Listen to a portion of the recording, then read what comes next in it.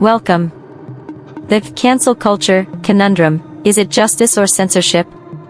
This is a highly debated and frequently trending topic. Many videos from various commentators and news outlets have gone viral discussing cancel culture. One, for example, the search result indicates a James Charles's No More Lies video related to cancellation that has over 50 million views. What exactly is cancel culture?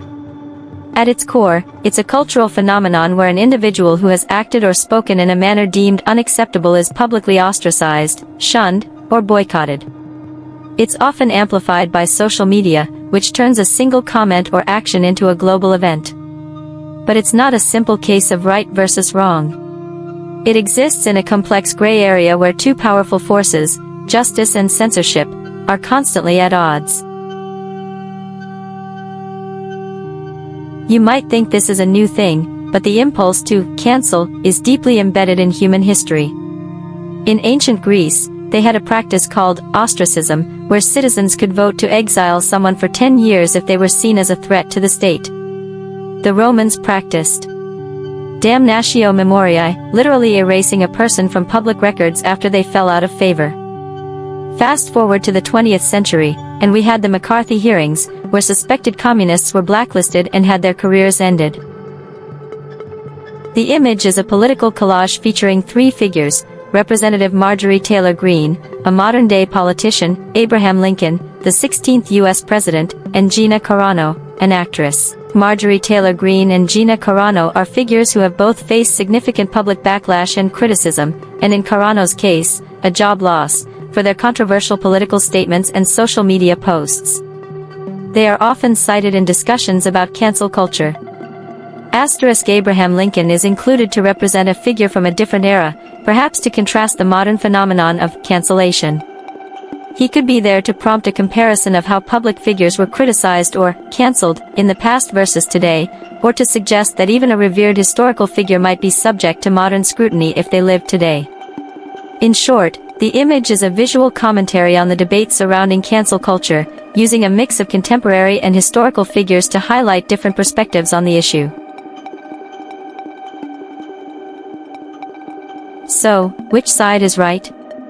For those who see it as a force for justice, cancellation is a powerful tool to hold people accountable when the traditional legal system has failed. For the #MeToo movement is a prime example. Public outcry on social media led to consequences for powerful men who were previously untouchable. This is what some call network justice, giving a voice to marginalized communities who can now challenge entrenched power dynamics.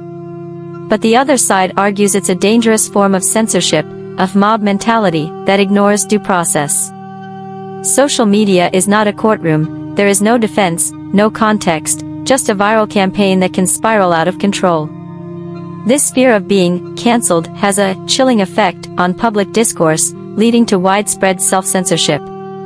A survey found that 45% of people have, at least once, not expressed an opinion for fear of punishment.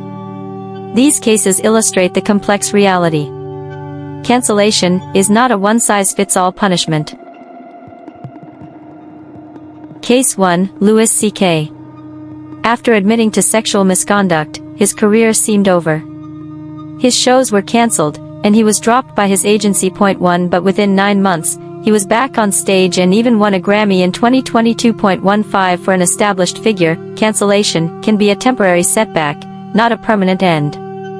Case 2, Harvey Weinstein. The #MeToo movement brought him down, leading to his 2020 conviction. 8 But in 2024, his New York conviction was overturned on a legal technicality. This shows the tension between public pressure and formal legal due process. Public opinion can force a reckoning, but it can't always guarantee a conviction. Case 3, J.K. Rowling. Rowling faced widespread backlash over her remarks about transgender people. Despite vocal campaigns to cancel her, her books and her franchise remain immensely successful. This proves that for a global brand with a loyal fan base, cancellation attempts can have a limited impact. Case 4, Kevin Hart. When old homophobic tweets resurfaced, he chose to step down from hosting the Oscars. Crucially, he issued a sincere apology and showed a commitment to growth. This allowed him to recover professionally, proving that a path to redemption is possible for those who take accountability. The cancel culture conundrum is not a new problem, but a centuries-old one, now amplified to an unprecedented global scale. The debate over whether it's justice or censorship is not one we can solve with a simple answer. Instead, it's an enduring reflection of our ongoing struggle to define power, demand accountability, and, hopefully, leave room for grace and redemption in a world that is now more connected than ever.